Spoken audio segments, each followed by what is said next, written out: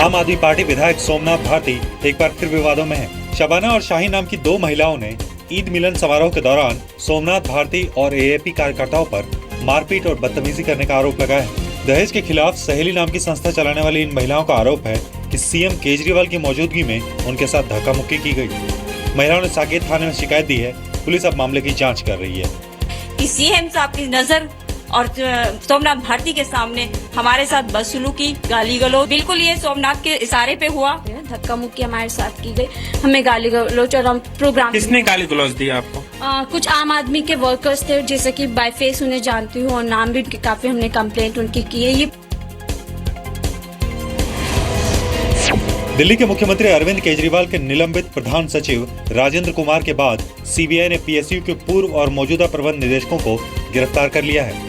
दोनों पर टेंडर में एक निजी कंपनी का पक्ष लेने का आरोप है। सीबीआई के मुताबिक दोनों पूछताछ के दौरान टाल मटोल कर रहे थे। इन दोनों की गिरफ्तारी के बाद अब तक इस मामले में 6 लोगों की गिरफ्तारी हो चुकी है।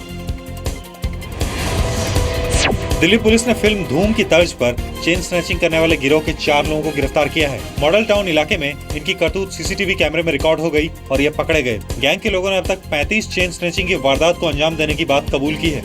चेन स्नैचिंग की वारदात करने आए थे उस दिन, फिराक में थे उस दिन भी, और पीछे जो वारदात हुई, जो 4 जुलाई को जो वारदात हुई, उसमें भी ये शामिल हैं।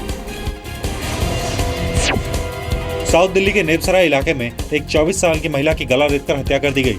वारदात खानपुर के दुग्गल कॉलोनी की है। महिला की पहचान सिमरन उर्फ आरती के रूप में की गई है। प्राइवेट कंपनी में नौकरी करने वाली आरती का पति से तलाक का मामला चल रहा है। वो दोस्तों के साथ इस मकान में रहती थी।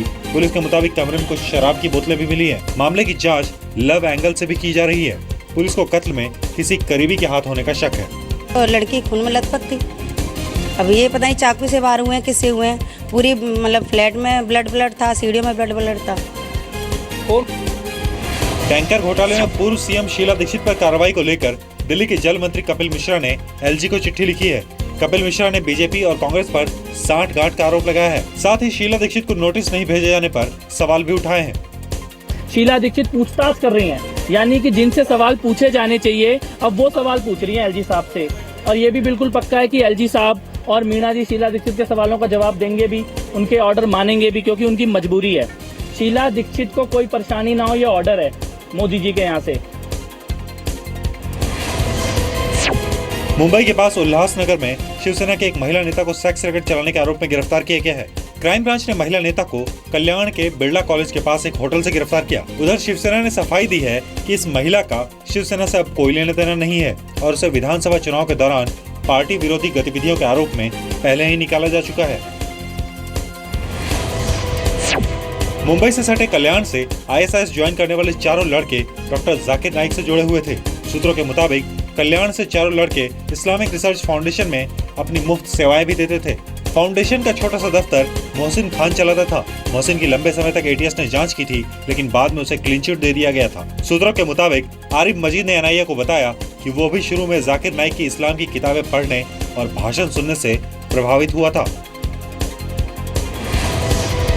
मुंबई के कांदीवाली इलाके में सड़कों पर गड्ढे को लेकर राज ठाकरे की पार्टी के कार्यकर्ताओं ने एक ठेकेदार के वर्कर की पिटाई कर दी।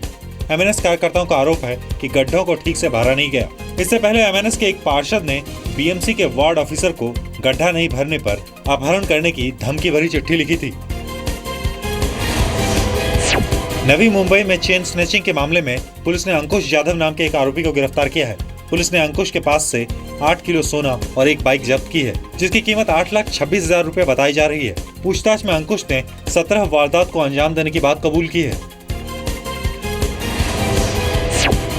मुंबई से सटे डोंबिवली और अंबरनाथ में प्रदूषण नियंत्रण बोर्ड ने पर्यावरण को नुकसान पहुंचाने के लिए कई फैक्ट्रियों को बंद करने का नोटिस भेजा है। डोंबिवली के 86 और अंबरनाथ के 56 कारखानों पर पर्यावरण को नुकसान पहुंचाने का आरोप है। नोटिस मिलने के बाद फैक्ट्री मालिकों में हड़कंप मचा हुआ है।